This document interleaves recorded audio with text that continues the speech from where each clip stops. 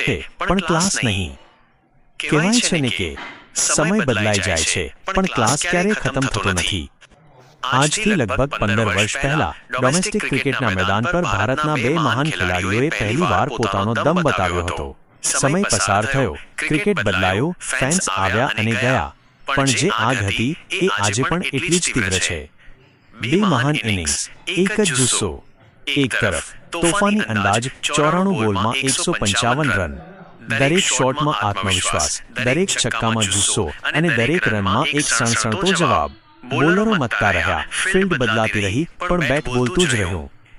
બીજી તરફ classic master class, 131 રનની શાનદાર ઇનિંગ, શાંતિ, ટેકનિક અને અનુભવનું એવું મિશ્રણ કે જાણે સમય થંભી ગયો હોય।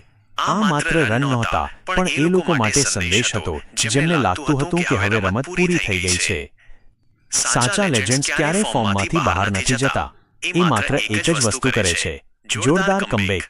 ડોમેસ્ટિક ક્રિકેટ હોય કે વિશ્વનો મોટો સ્ટેજ, આ ઇનિંગ્સે ફેન્સમાં ફરી વિશ્વાસ ભર્યો છે અને મેદાનમાં નવો ઉત્સાહ જગાવ્યો છે। અમને સપોર્ટ કરો।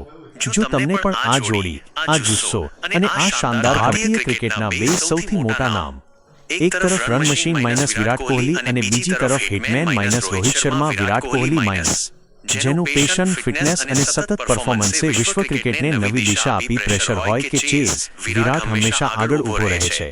અને હવે આવે છે Rohit Sharma minus, stylish shots, છક્કાઓની વરસાદ અને રેકોર્ડ તોડ ડબલ સેન્ચુરીઝ। કેપ્ટન તરીકે પણ રોહિતે ભારતને નવી ઊંચાઈઓ પર પહોંચાડ્યું। જ્યારે આ બંને સાથે રમે છે ત્યારે મેદાન પર મેચ નહીં, ઇતિહાસ બને છે।